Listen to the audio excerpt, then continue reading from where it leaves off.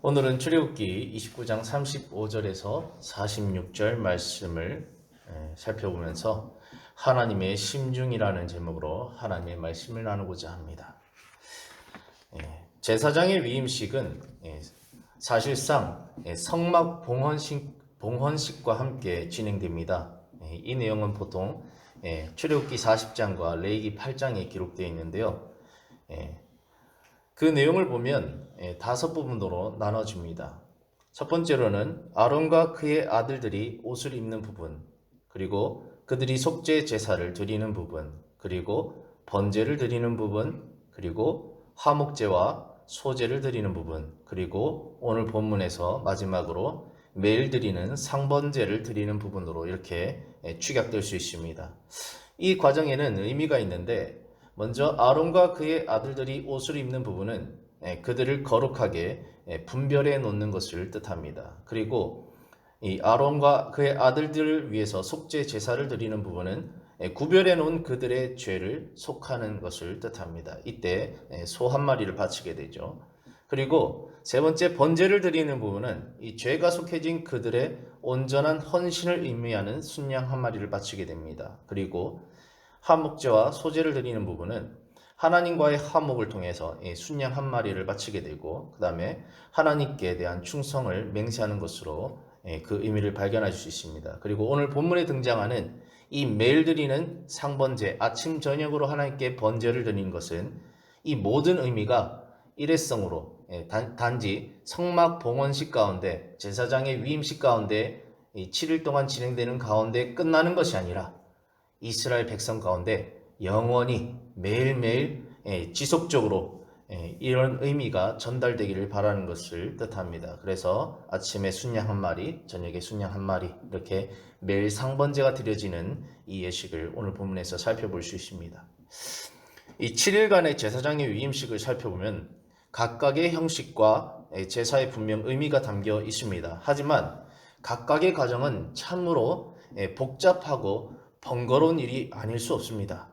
그래서 드는 의문은, 하나님께서는 이스라엘 백성들에게 꼭 이렇게까지 어렵게, 까다롭게, 힘들게, 부담스럽게 이런 형식 가운데, 제사 가운데 만나셔야만 하셨을까라는 질문을 던지게 됩니다.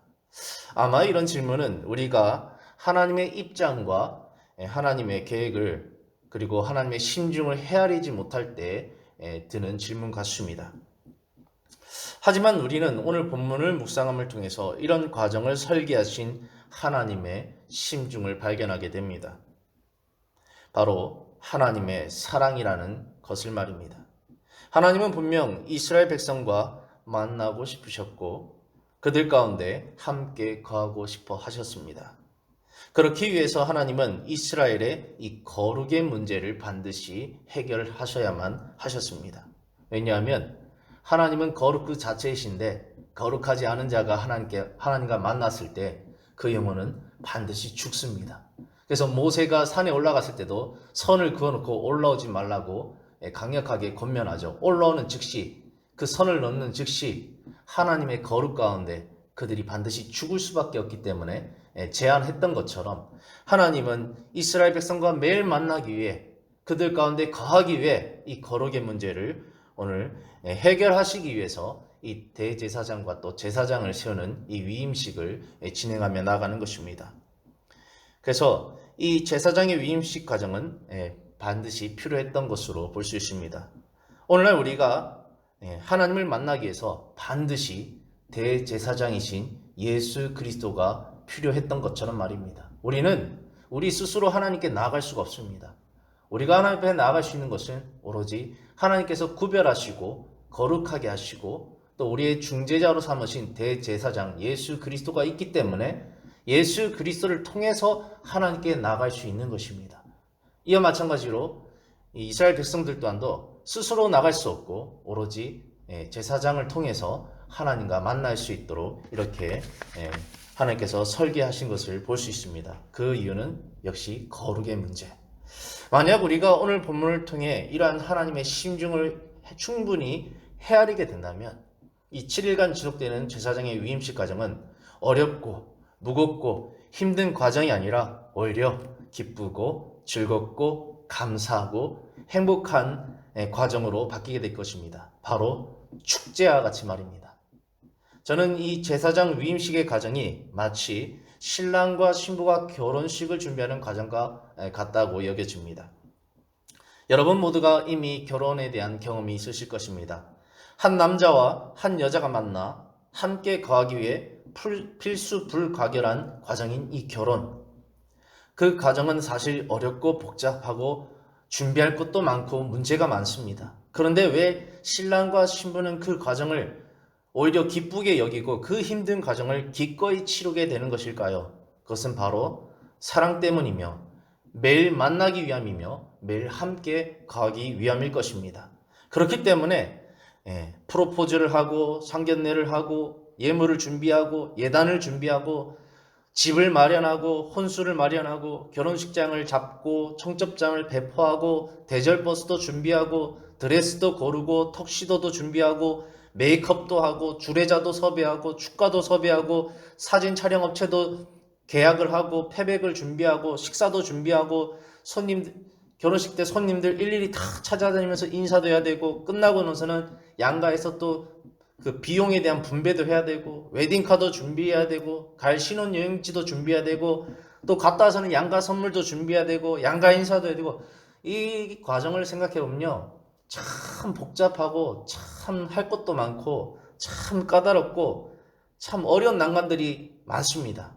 그런데 이것을 거뜬히 헤쳐나가는 이유는 역시나 사랑하기 때문에 그리고 매일 만나고 싶기 때문에 매일 함께 가고 싶기 때문에 이 모든 것을 극복해내는 것입니다. 그래서 하나님께서 제시하는 이 제사장 위임식 이것도 이러한 맥락에서 우리가 이해할 수 있습니다. 오늘 본문 출애굽기 29장 42절에 보면 하반절이 이렇게 말하고 있죠. 내가 거기서 너희와 만나고 내게 말하리라. 이스라엘 백성들아 나는 너희와 만나고 싶다. 이렇게 얘기하죠. 출애굽기 29장 43절에도 내가 거기서 이스라엘 자손을 만나리니 다시 한번 만나고 싶다고 강조합니다. 이스라엘 백성과 하나님과의 관계를 생각해 봤을 때 사실 하나님이 갑이고 이스라엘 백성이 을이겠죠. 그런데 갑이 대신 하나님께서 오히려 굽히시고 내가 너희와 만나고 싶다. 제발 만나고 싶다. 이렇게 을의 입장으로서 강력하게 나아갑니다. 왜죠? 하나님이 이스라엘 백성을 더 사랑하셨기 때문입니다. 그래서 하나님은 내 영광으로 말미암아 회막이 거룩하게 될지라. 물론 오늘 본문에서 제시하는 이 피의 제사로 통해서 속죄가 되고 거룩하게 됩니다. 그러나 궁극적으로는 하나님이 그 모든 영광 가운데 거룩하게 하신다고 하나님의 주권적인 통치를 얘기하고 있습니다. 45절에도 내가 이스라엘 자손 중에 거하여 그들의 하나님이 되리니 나는 너의 하나님이 되고 싶다. 나는 너의 하나님이 되고 싶다고 하나님이 강력하게 강조합니다. 그리고 46절에도 그들은 내가 그들의 하나님 여호와로서 그들 중에 거하여 내가 너희를 왜 애굽 땅에서 그 열재앙을 일으키고 또 홍해를 건너게 하고 또 만나 메추라기를 주고 또 마라의 쓴물 르비딤의 물 그리고 아말렉과의 전쟁 그 숱한 과정을 다 겪어가면서 지금 이곳에 이르기까지 한 것을 아느냐? 내가 너희들 중에 가고 싶어서 그랬노라. 이렇게 말하고 있는 것입니다. 그래서 그들을 애굽 땅에서 인도하여 낸 줄을 알리라. 나는 그들의 하나님 여호와니라. 나는 너희의 하나님이고 싶다. 나는 너희의 사랑의 대상이고 싶다. 나는 너를 사랑한다. 그리고 너희와 만나고 싶다. 그리고 함께 하고 싶다. 이렇게 강력하게 하나님의 마음을 전달하고 있는 것입니다. 그래서 하나님은 이렇게 요청합니다. 이스라엘이여, 나와 만나자.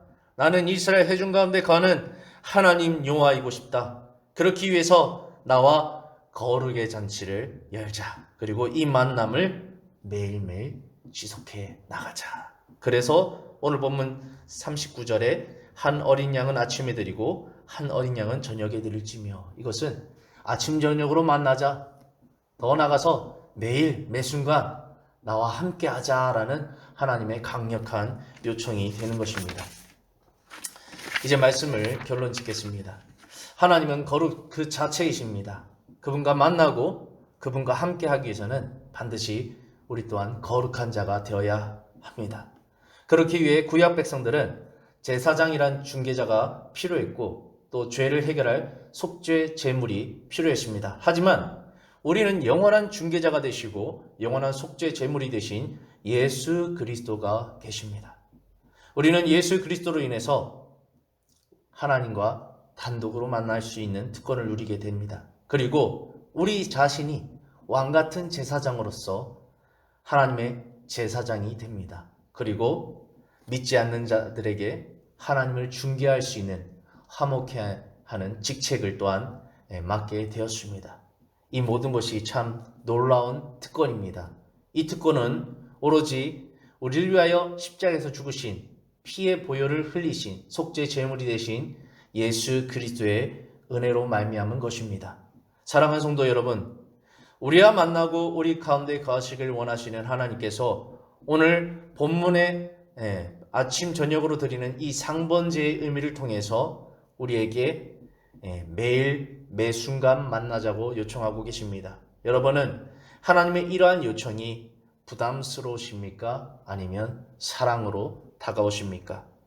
오늘 본문을 깊이 묵상함을 통해서 나와 함께 하시기를 원하시고 나와 한번 만나기를 원하시는 그 하나님의 사랑을 발견하고 또 그런 하나님의 심중을 발견하는 저와 여러분이 되기를 축복합니다. 그로 인해 오늘 하루가 하나님과의 만남이 하나님과의 함께함이 기쁨이 되고 매일매일이 축제가 될 수 있기를 소망합니다. 기도하겠습니다.